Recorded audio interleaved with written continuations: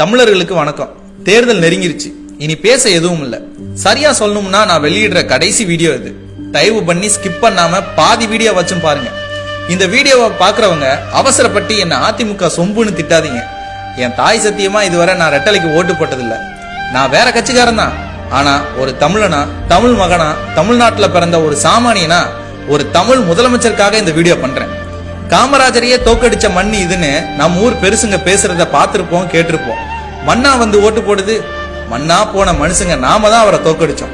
காமராஜர் செஞ்ச வேலைக்கு அங்கீகாரம் கொடுக்காம நாம தான் அவரை தோக்கடிச்சோம். அந்த தோல்வியை தங்கிக்க முடியாம அந்த மனுஷன் நொந்து செத்தாரு. அந்த தப்ப நாம திரும்ப பண்ணக்கூடாது. ஜல்லிக்கட்டு போராட்டம் நடந்துச்சே, ஞாபகம் இருக்கா? அப்போ அந்த போராட்ட காலத்துக்கு ஸ்டாலின் வந்தாரு. நம்ம பசங்க தண்ணி பாட்டில வச்சு முகத்திலேயே அவரை அடிச்சாங்க. ஜல்லிக்கட்டை தடை பண்ணது திமுக தானே அன்னைக்கு நம்ம பசங்க தெளிவா இருந்தாங்க. ஆனா இன்னைக்கு உதயநிதியையும் ராகுலையும் கூட்டிட்டு வந்து ஜல்லிக்கட்டு நடத்துற அளவுக்கு நம்ம மானம் கெட்டு போயிட்டோம். காரணம் பிராண்டிங்.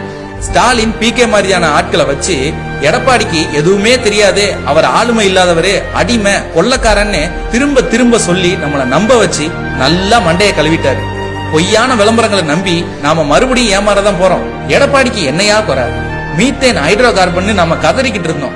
அந்த திட்டத்தை கொண்டு வந்த ஸ்டாலினே அதை எதிர்த்து நடைபயணம் போறேன்னு நாடகம் ஆடிட்டு இருந்தாரு. ஆனா நாமெல்லாம் எடுபடின்னு சொன்ன எடப்பாடி தான் தைரியமா டெல்டா மாவட்டங்களை பாதுகாக்கப்பட்ட வேளாண் மண்டலமா அறிவிச்சு கொலைகார திட்டங்கள்ல இருந்து தடுத்து நிறுத்தினாரு. காவிரியில தண்ணி வரலன்னு கண்ணீர் விட்டோம். அதுக்கு காரணமா இருந்த நம்ம கலைஞர் குடும்பம் நம்ம கண்ணீரை அரசியலாக்கிட்டு இருந்தாங்க. ஆனா நாம அடிமைன்னு சொல்ற எடப்பாடி தான் முட்டி மோதி நமக்காக மேலாண்மை வாரியம் அமைச்சாரு. நீட் தேர்வால செத்து போன அனிதாவை வச்சு ஸ்டாலின் போட்ட நாடகத்தால நீட் தேர்வை கொண்டு வந்தது திமுக தாங்கிறதையும், நீட் தேர்வை கொண்டு வந்தே தீரணும்னு அனிதாவுக்கு எதிராக கோர்ட்ல வாதாடினது காங்கிரஸ் தாங்கிறதையும் மறந்துட்டோம்.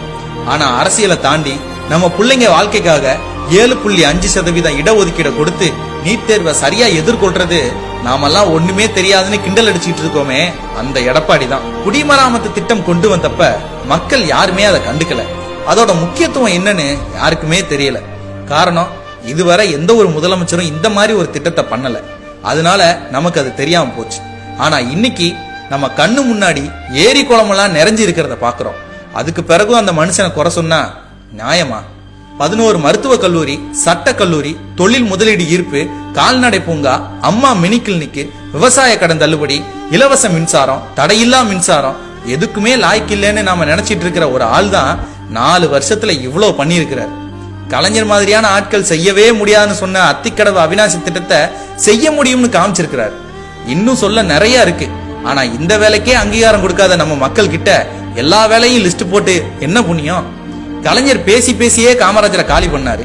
அந்த மனுஷனை மண்ணு தின்ன பிறகு இன்னைக்கு பாராட்டிக்கிட்டு இருக்கோம். இப்போ ஸ்டாலின் கோடி கோடியா கொட்டி விளம்பரம் பண்ணி எடப்பாடியை காலி பண்ண பாக்குறாரு. தயவு பண்ணி ஏமாறாதீங்க. ஒரு தமிழனுக்கு, ஒரு விவசாயி விட்டு பிள்ளைக்கு அங்கீகாரத்தை கொடுங்க.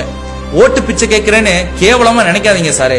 அந்த மனுஷன் செஞ்ச வேலைக்கான கூலியை கொடுங்கன்னு உரிமையோட கேட்கிறேன். ஓட்டு போறதுக்கு முன்னாடி நான் சொன்னதை ஒரே ஒரு தடவை யோசிங்க. சிந்திச்சு ஓட்டு போடுங்க.